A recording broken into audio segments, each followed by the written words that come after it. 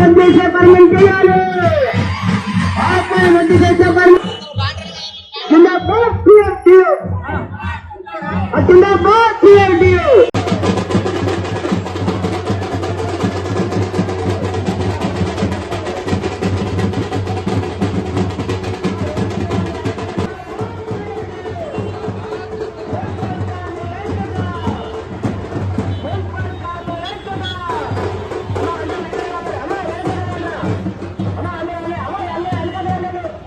Federation అధ్యక్షులు K Umamaheswararao గారు వేదికగా రావాల్సిందిగా కోరుతున్నాము.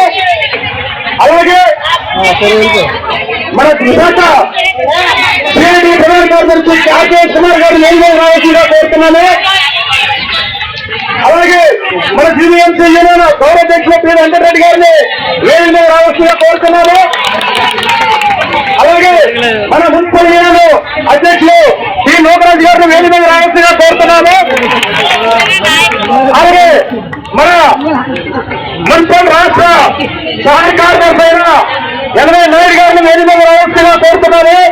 కె ఉమామహేశ్వర గారికి, అలాగే సిఐటియు నగర ప్రధాన కార్యదర్శి కామ్రేడ్ ఆర్కే శివకుమార్ గారికి, అలాగే మన గౌరవాధ్యక్షులు వెంకటరెడ్డి గారికి, అలాగే వేదిక పైన ఉండే పెద్దలకి, అలాగే 98 వార్డులు, అలాగే అన్ని విభాగాల్లో పనిచేసే కార్మికులు అందరూ కూడా ఇక్కడికి వచ్చేసిన ప్రతి కార్మిక సోదరీమణులందరికీ కూడా ప్రత్యేక హృదయపూర్వక ధన్యవాదాలు తెలియజేస్తూ, ఈ రోజు మన మున్సిపల్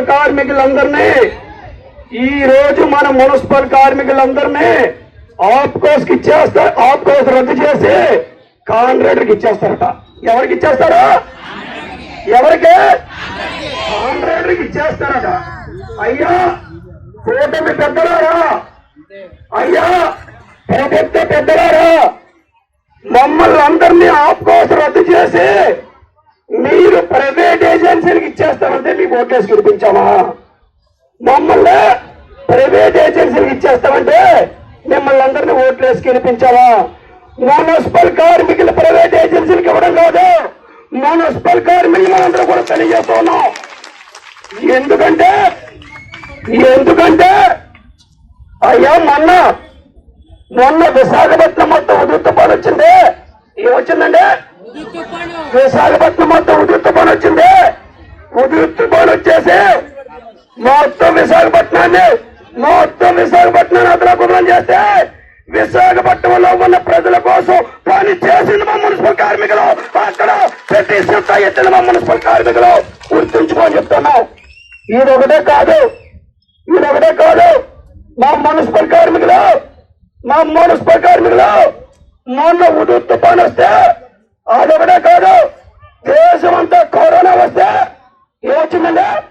దేశమంతా కరోనా వస్తే కరోనాతో పాటు అందరూ కూడా కరోనా పేషెంట్లు అందరూ కూడా ఇళ్లలో ఉంటే కరోనా పేషెంట్లు ఆదుకున్నారు.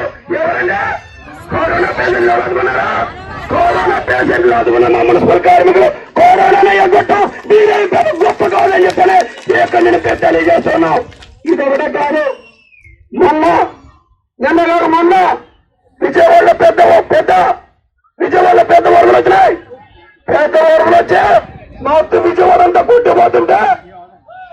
మొత్తం కొట్టిపోతుంటే విజయవాడలో ఉన్న ప్రజలందరినీ ఆదుకోవడానికి భార్య పిల్లల్ని కూడా వదిలేసి భార్య పిల్లల సైతం మా లెక్క చేయకుండా వచ్చా ఆ యొక్క ప్రజల కోసం మా ప్రాణాలు త్యాగించి పోట్లాడిన మున్సిపల్ కార్మికులు నీకు గుర్తులేదని అడుగుతున్న రోజు కాబట్టి మనం చెబుతున్నాం, ఏదైతే ఆప్కోస్ రద్దు చేస్తున్నావో ఆప్కోస్లో ఉన్న కార్మికులందరికీ ఏదైతే నువ్వు ఆప్కోస్ రద్దు చేస్తానంటున్నావో ఆప్కోస్ రద్దు చేస్తే ముందు మా మున్సిపల్ కార్మికులందరినీ పర్మిట్ చేయాలని అడుగుతున్నాం. మనం ఏం చేయాలి?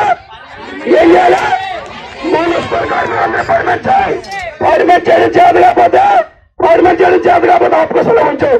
ఆప్కోస్ తీసేట మమ్మల్ని కాంట్రాక్ట్ కప్ చెప్తావా? మమ్మల్ని కాంట్రాక్ట్ కప్ చెప్తే మీ సూత్ర ఊరుకోమంటావా? నువ్వు ఏదైనా ఒక కాంట్రాక్టర్ గానీ విశాఖపట్నం జీవీఎంసీ గారు రమ్మను మా సీపర్లు తిరగబడతాయని చెప్పి అడుగుతాను. కాబట్టి ఏదైనా మున్సిపల్ కార్మికులను పర్మిట్ చేయండి, ఆప్కోస్లో ఉన్న కార్మికులను పర్మిట్ చేయండి. లేదంటే మాత్రం మున్సిపల్ జోలికి రా చెప్పని మనం తెలియజేస్తూ ఉన్నాం. అలాగే మున్సిపాలిటీలో ఉన్న కార్మికులు, వాళ్ళ యొక్క కుటుంబ సభ్యులు, వాళ్ళ యొక్క పిల్లలు ఈ రోజు చంద్రబాబు నాయుడు కాకపోతే వాళ్ళ బాబు గారు లోకేష్ బాబు గారు ముఖ్యమంత్రి ఇస్తారు. ఇస్తారా లేదా? ఇస్తారు. కానీ మా మున్సిపల్ కార్మికులు ఒక్కరిగా రిటైర్మెంట్ అయిపోతే వాళ్ళ బిడ్డలకు ఎందుకు నువ్వు ఈరోజు ఉద్యోగాలు ఇవ్వలేదని చెప్తాను మనం ఇక్కడ జరుగుతున్నాం. కాబట్టి మా బిడ్డలకి రిటైర్మెంట్ అయిపోతే వాళ్ళ బిడ్డలకు ఉద్యోగాలు ఇవ్వడం, చనిపోతే వాళ్ళ బిడ్డలకు ఉద్యోగాలు ఇవ్వడం, మమ్మల్ని అందరినీ పర్మిట్ చేయడం, అది కానీ చేయకపోతే మున్సిపల్ కార్మికులను మరో పోరాటానికి సిద్ధమవుతారు. అంతవరకు తెచ్చుకోవద్దని.